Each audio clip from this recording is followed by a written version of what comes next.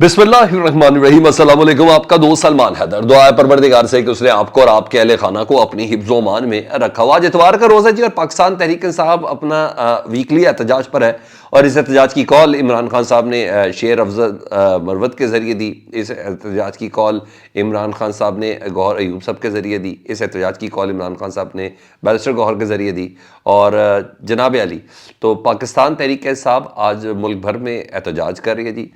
KPK में इस एहतजाज को लीड करेंगे शेर अफजल मरवत साहब।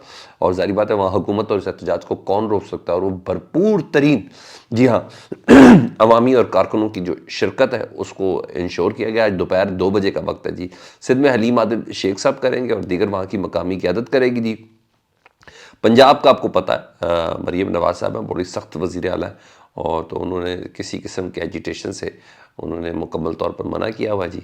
और ज़ाहिर बात है गिरफ़्तारियाँ और डेफिनेटली तमाम चीज़ के चांसेस हैं, क्योंकि जो पहले वज़ीर आला के जो कैंडिडेट थे उनके हवाले से ये था कि उनको शायद गिरफ़्तार कर लिया जाए, हालांकि उनकी ज़मानत थी, लेकिन उसके बावजूद वो नहीं आ सके। और मियां असलम इकबाल साहब की बात कर रहा हूँ। तो खैर आज लाहौर के जो सदर हैं हमाद अज़हर साहब और दीगर क़यादत के मंजर आम पर आने का आज इम्कान कवी है जी। हमाद अज़हर साहब और मियां असलम इकबाल साहब मंजर आम पर आ सकते हैं। उन्होंने ट्वीट के ज़रिए हमाद अज़हर साहब ने लाहौर के हवाले से कहा है कि वैसे तो मुल्क भर में पूरा एहतजाज होगा ही होगा, पाकिस्तान तहरीक इंसाफ एहतजाज करेगी, लेकिन हमाद अज़हर ने कॉल दी कि लाहौर में पुरअमन एहतजाज के मकाम का ऐलान दिन 2 बजे से पहले मैं कर दूँगा। अगर इंटरनेट की बंदिश हुई या मेरा पैगाम ना आया तो आप लोग 2 बजे लिबर्टी चौक पहुँच जाए, और राब्ता होने की सूरत में किसी और मकाम का, यानी अगर कोई ऐसी हुई तो राब्ता होने की सूरत में किसी और मकाम की कॉल भी मैं दे सकता हूँ।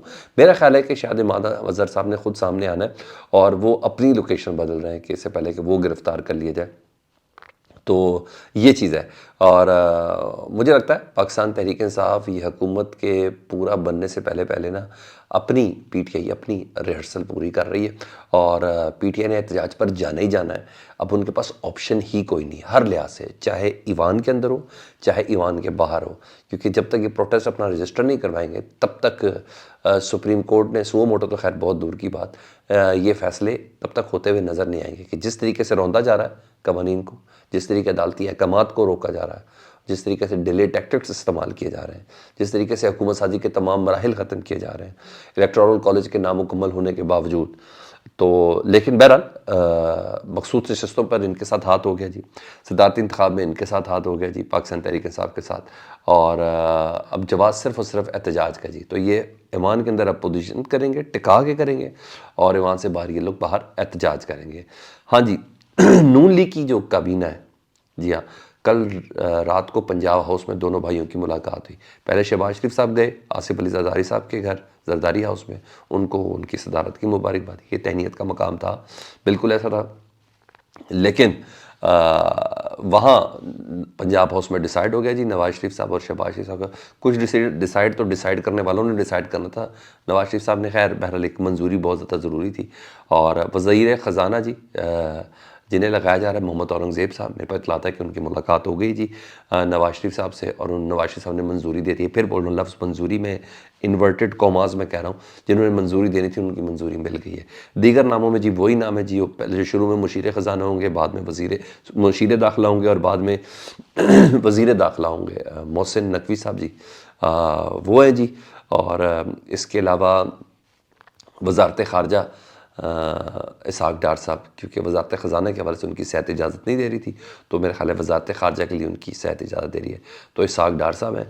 और इत्तलात वज़ारत इत्तलात अता तारड़ साहब के पास है, और उनके साथ टीम में होंगे राना मशहूर साहब। राना मशहूर साहब और अता तारड़ मिलकर वफ़ाक़ी वज़ारत इत्तलात संभालेंगे।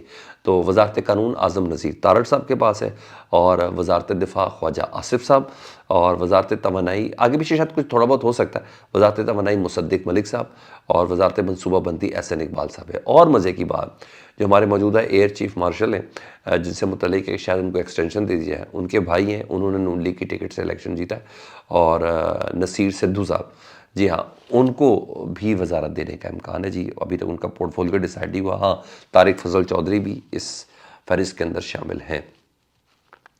تو آج تو یہ چیزیں ہیں، اور کیونکہ آج آصف علی زرداری صاحب نے حلف لینا ہے پاکستان کے صدر کا، اور کیسا مزہ آ رہا ہوگا نا یہ صدر کا کہ جن کو لاہور کی گلیوں میں رولنا تھا ان کو ہاتھ پکڑ کر شہباز شریف صاحب صدارت میں ایوان صدر میں چھوڑ کے آئے، اور کتنی مزیدار سی بات ہے کہ یہ آصف علی زرداری صاحب تھے، اور مجھے لگتا ہے یہ جمہوریت کی شاید عوام کی فتح ہے، یا یہ جمہوریت ہے کہ یہ آصف علی زرداری صاحب نے کہا تھا نا کہ جو آرمی چیف ہوتا ہے وہ 3 سال کے لیے ہوتا ہے، تم نے تو چلے جانا ہے، ہم نے یہیں رہنا ہے۔ تو سیاستدان یہی رہے، اور آصف علی زرداری صاحب دوسری بار صدر مملکت بن گئے جی، اور یہ کوئی چھوٹی بات نہیں ہے، بہت بڑی اچیومنٹ ہے۔ اور یہ بھی بہت بڑی اچیومنٹ ہے کہ میمو گیٹ سکینڈل میں آصف علی زرداری صاحب اور حسین حقانی کا نام تھا۔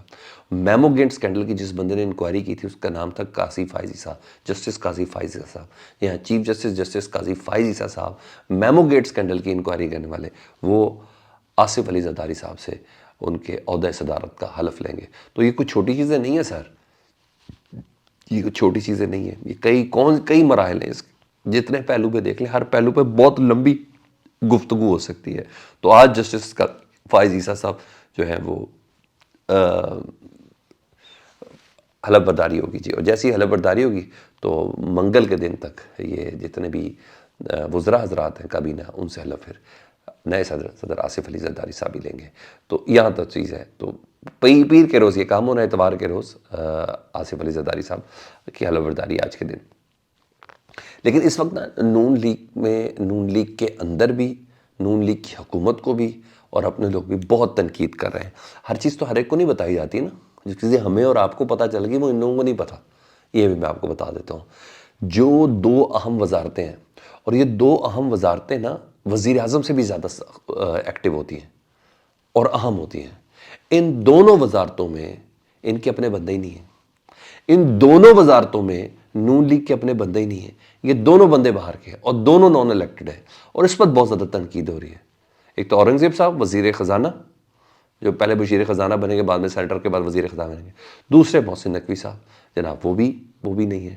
تو یہ تو خیر ان معصوموں کو یہ نہیں پتا، یہ کسی اور نے بھیجے، ان کے تھوڑی ہیں، لیکن بہرحال اس پر بہت زیادہ تنقید ہو رہی ہے اس وقت، جس وقت رات گئے تک بہت زیادہ تھی، لیکن پھر وہی بات ہوگی، پھر ایسے ہی ہے نا، پھر فیصلے بھی ایسے ہی ہوں گے، منظوریاں بھی ایسی ہوں گی، اور منظور نظریاں بھی ایسی ہوں گی، اور اس کے علاوہ کوئی چانس ہی نہیں ہے۔ بہرحال آگے آپ کو بتاؤں تو سنی اتحاد کونسل نے جی یعنی عمر ایوب صاحب کو منظوری دے دی اپوزیشن لیڈر کی۔ عمر ایوب صاحب رات کو ملے جی اسپیکر ایاز صادق صاحب سے، ان کو اپنے کاغذات نامزدگی انہوں نے جمع کرائے، وہ باقاعدہ اپوزیشن لیڈر بن جائیں گے لیکن کے ساتھ، اور پبلک اکاؤنٹس کمیٹی کی چیئرمین شپ بھی اپوزیشن کو مل جائے گی پاکستان تحریک انصاف کو لیکن کے ساتھ، اور قائمہ کمیٹی کی سربراہی بھی مل جائے گی لیکن کے ساتھ۔ اس لیکن سے پہلے اسپیکر جو ہیں انہوں نے سنی اتحاد کونسل کی قبولیت کرنی ہے جی کہ یہ ایک پارلیمانی پارٹی ہے، ٹھیک ہے جی، کیونکہ الیکشن کمیشن نے جو ان کی مخصوص نشستیں کھائی ہیں وہ انہوں نے یہ کہہ کے کھائی ہیں کہ یہ ایک پارلیمانی جماعت کے طور پر رجسٹرڈ نہیں ہے، رجسٹرڈ تو ہے لیکن انہوں نے اپنی مخصوص نشستیں نہیں دی۔ تو بہرحال ایز اے جماعت پارلیمنٹ میں اگر یہ ہو جائے تو پھر کمال ہے، تو پھر تو تگڑی اپوزیشن بھی ہوگی، پبلک اکاؤنٹس کمیٹی کی چیئرمین شپ بھی ہوگی، اور پھر دیگر قائمہ کمیٹی کی سربراہی بھی۔ تو آج دیکھتے ہیں اسپیکر صاحب کیا دیتے ہیں پھر، اور صرف جواز ہی جواز ہے میں نے کہا ان تمام چیزوں کے علاوہ بھی پاکستان تحریک انصاف کے پاس کہ ہمیں احتجاج کرنا ہی کرنا ہے، احتجاج کریں گے۔ وہ کہتے ہیں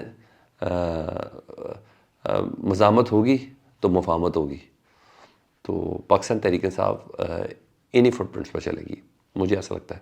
آپ کمنٹ سیکشن میں مجھے ضرور بتائیے گا۔ اپنا بہت زیادہ خیال رکھیں۔ اللہم صلی علی محمد و آل محمد۔